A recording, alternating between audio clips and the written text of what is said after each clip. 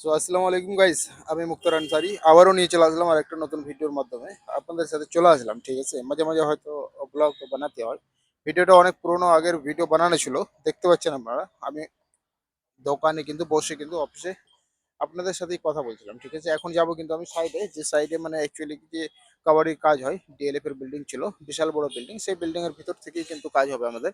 সেখানে যাচ্ছি, সেখান থেকে কিন্তু যা কিছু মানে ম্যাটেরিয়াল গুলো আছে সব লেবারে সাফ করছিল, সাফ করার পরে গাড়িতে কিন্তু লোড হবে। তো যাই হোক, কথা তো বলতে হবে আপনাদের সাথে, তার মধ্যে কিন্তু চলুন এখন ভিডিওতে দেখাই। রাস্তাতে যাচ্ছি, গুড়গাঁওয়ের রাস্তা, আপনারা সবই বুঝতে পারছেন। মাথায় ক্যামেরা লাগিয়ে কিন্তু, তখন কিন্তু এটা অনেক পুরোনো, আমার কাছে স্ট্যান্ড ছিল না। মাথায় ক্যামেরা লাগিয়ে কিন্তু আমি কিন্তু গাড়ি চালাচ্ছি যাচ্ছি, রাইট। এটা কিন্তু দেখতে পাচ্ছেন, এই যে উপরে লেখা আছে সাইবার সিটি ইন্ডিপেন্ডেন্ট হল। ঠিক আছে, মানে সাইবার সিটির মধ্যে, সাইবার সিটির আন্ডার পাসের ভিতরে বিল্ডিং গুলা কেমন হতে পারে সেটা আপনাদেরকে একটু তুলে ধরবো এই ভিডিওর মাধ্যমে। ঠিক আছে, চলুন। এবার সামনে দেখতে পাচ্ছেন, এটা কিন্তু সাইবার সিটির মানে রাস্তা, মানে ডিএলএফ এর রাস্তা। ঠিক আছে, আন্ডার পাস হয়ে কিন্তু আমাদেরকে ঘুরে কিন্তু যেতে হবে, রাইট। এখন কিন্তু চলে যাচ্ছি আমি সোজা, কিন্তু আপনাদের সামনে সামনে চলে যাচ্ছি। ঠিক আছে, এই যে উঁচু উঁচু বিল্ডিং গুলা দেখতে পাচ্ছেন, এই বিল্ডিং গুলাই হচ্ছে কি সাইবার সিটির বিল্ডিং। ঠিক আছে, তো বন্ধুরা আপনারা দেখতে পাচ্ছেন আমি কিন্তু চলে যাচ্ছি। আমার সাথে কিন্তু লেবার বসেছিল। এখন কিন্তু আমি কিন্তু দাঁড়িয়ে আছি মানে আন্ডারপাসে, মানে ভিতরে যে ঢুকবো তার ওখানে সাইডে কিন্তু আমি দাঁড়িয়ে আছি। অনেক গাড়ি কিন্তু লাইনে লাগানো আছে, আপনারা দেখতে পাচ্ছেন। ঠিক আছে, এখানে কিন্তু সাইবার সিটি ডিএলএফ এর যেগুলো মানে লেবার গুলো থাকে কিংবা সিকিউরিটি গার্ড থাকে, তারা কিন্তু এখানে বসে থাকে, রাইট। এখানে কিন্তু আপনার এই যে বোর্ডে দেখা যাচ্ছে, হ্যাঁ, মানে লেখা আছে আন্ডারপাস। ঠিক, এখানে কিন্তু দাঁড়িয়ে কিন্তু আমাদেরকে মানে ভেরিফাই করতে হবে, কারণ এই যে অত বড় একটা বিল্ডিং এর ভিতরে যাচ্ছি, আন্ডারপাস মানে কি বেসমেন্টের ভিতরে নিয়ে যাচ্ছি গাড়ি। তো অবশ্যই ওদের কি মানে ইনকোয়ারি করতে হবে, তো আমাকে ইনকোয়ারি করছে। হ্যাঁ, আমার গাড়ির নাম্বার, মোবাইল নাম্বার সবকিছু এভরিথিং কিন্তু লিখে কিন্তু এখানে কিন্তু পাস করার পরে কিন্তু ভিতরে যেতে যাওয়ার পারমিশন দেবে, রাইট। তো যাই হোক, উপর থেকে তো দেখতে খুব সুন্দর লাগে বিল্ডিং গুলা, ভিতর গুলা কেমন লাগে দেখতে আপনাদেরকে এই ভিডিওর মাধ্যমে কিন্তু আমি দেখাবো। ঠিক আছে, আপনারা দেখতে থাকুন, ভিডিওটা খুবই ইন্টারেস্টিং হবে। আর সঙ্গে থাকুন আমার সাথে। দেখুন, এবার কিন্তু সিকিউরিটি গার্ড আসবে, আমি কিন্তু নেমে কিন্তু সিকিউরিটি গার্ডের সাথে কথা বলতে যাচ্ছি গাইজ। হ্যাঁ, ভিডিওটা কিন্তু ইন্টারেস্টিং হতে চলেছে, আপনারা না দেখলে মিস করবেন। ঠিক আছে, এই যে দেখেন, এই যে গার্ডগুলো রয়েছে, গার্ডের সাথে কথা বলুন। 10 नंबर बिल्डिंग यही है ना? हाँ। ये देखो पास बना हुआ है, जाने दोगे? बिल्कुल नहीं, क्यों नहीं जाने देंगे। गाड़ी नंबर 4238। हाँ, भैया ठीक है ना। भैया भैया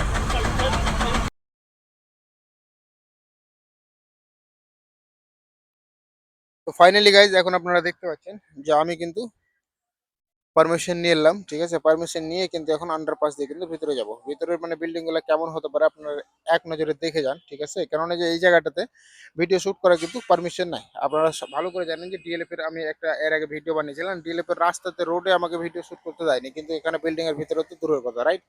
তবুও কিন্তু আপনাদের জন্য আমি কিন্তু মাঝে মাঝে ভিডিও বানাই। আন্ডারপাস মানে নিচের ভিতর দিয়ে আমি কিন্তু যাচ্ছি, দেখতে পাচ্ছেন। এখন বেসমেন্টের ভিতরে চলে গেলাম, বেসমেন্ট 1 আছে, যেখানে আবার সিকিউরিটি গার্ড, মানে সিকিউরিটি গার্ডের অভাব নেই গাইস। ঠিক আছে, দেখতে পেলেন লেফট রাইটে দুদিকে সিকিউরিটি গার্ড। এবারে সিকিউরিটি গার্ড পার করে কিন্তু আমি সোজা কিন্তু চলে যাচ্ছি ডিএলএফ এর ভিতরে ভিতরে। এটা কিন্তু বেসমেন্ট 1 থেকে আবার 2 এ যাবো। ঠিক আছে, মানে কতটা মানে রাস্তার ভিতরে দেখতে পাচ্ছেন। এর মানে উঁচু উঁচু মানে বিল্ডিং, ডিএলএফ এর বিল্ডিং গুলোর মানে ভিতরে কেমন মানে পার্কিং, কেমন জায়গা, কেমন টেক্সচার, মানে একবার যদি কেউ ঢুকে যায় না, তো দ্রিক লেগে যাবে। মানে কি দ্রিক লেগে যাবে বলে তো কনফিউজ হয়ে যাবে, কোন দিকে যাব, কোনটা বিল্ডিং এ যাব, কোনটা লিফটে যাব, কোথায় যাব, কোনটা অফিসে যাব, কনফিউজ হয়ে যাবে।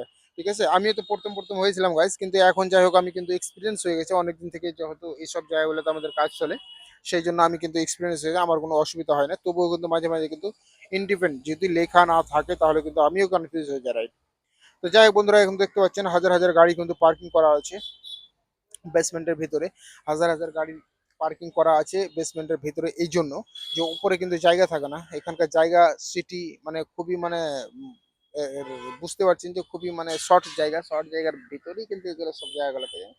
হ্যাঁ, উপরে কিন্তু গাড়ি রাখতে পারেন, এই জন্য বেসমেন্ট 1, বেসমেন্ট 2, বেসমেন্ট 3, মানে 3টা বেসমেন্ট রয়েছে। আপনারা ভাবতে পারেন গাইস, একটা বিল্ডিং এর ভিতরে 3টা বেসমেন্ট, মাটির নিচে 3টা ঘর রয়েছে, মাটির নিচে 3টা সিস্টেম রয়েছে। এখানে সিকিউরিটি গার্ডকে কিন্তু জিজ্ঞেস করতে হয়, এদিকে যাবো, লেফট যাবো, রাইট যাবো, কিন্তু বলে কিন্তু যেতে হয়। এখানে কিন্তু সিকিউরিটি গার্ড আপনারা দেখতে পাচ্ছেন, সিকিউরিটি গার্ডকে বলে আবার পারমিশন দেওয়ার পরে কিন্তু ওরা কিন্তু ব্যারিয়ার খুলবে, তারপরে যেতে হবে। দেখেন, बस सामने जाना पड़ेगा ना। हाँ हाँ लिफ्ट के साइड में सामान लोड होगा ना।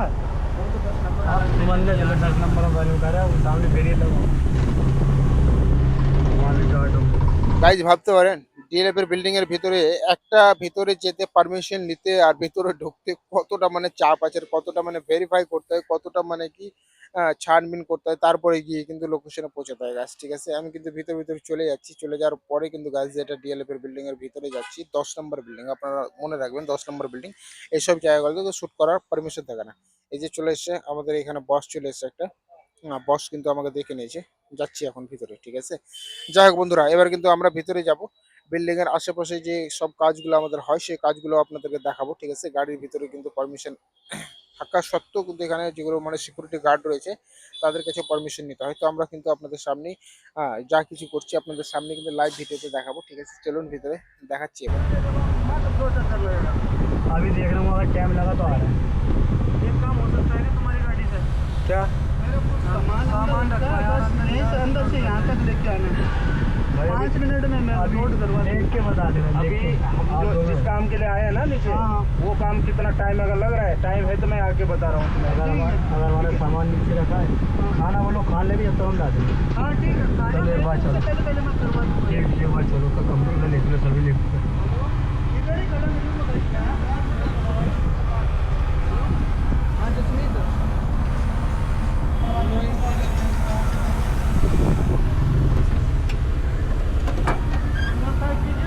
किधर को भाई?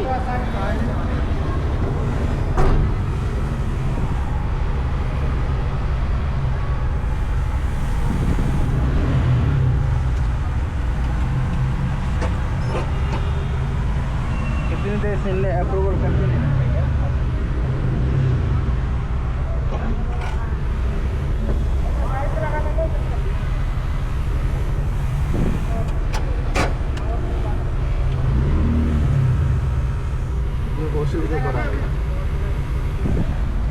अरे साइड में पीछे पीछे भी, अरे पीछे वाले को तो बोल दो भाई, कैसे करेंगे साइड में?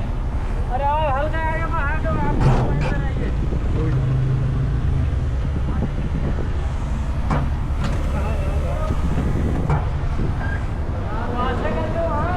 हाँ, निरंतर करा घाट बड़ा बड़ा बड़ा।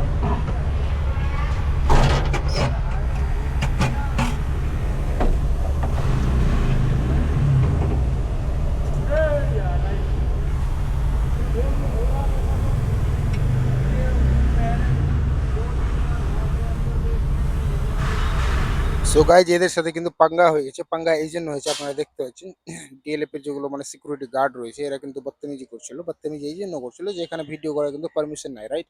পারমিশন না থাকা সত্ত্বেও কিন্তু আমি জবরদস্তি আপনাদের জন্য কিন্তু আমি ভিডিও বানাতে সচ্ছুক হয়েছিলাম।